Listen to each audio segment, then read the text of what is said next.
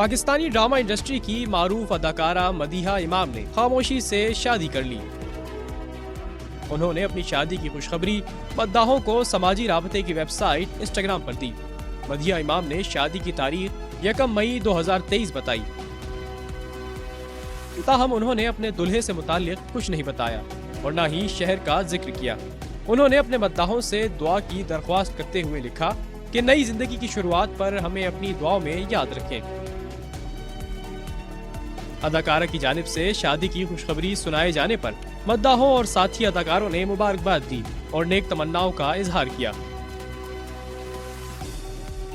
मदीहा इमाम ने बॉलीवुड फिल्म लुका छुपी के प्रोड्यूसर मूजी बसर से शादी की और कहा जा रहा है कि ये शादी दुबई में हुई है।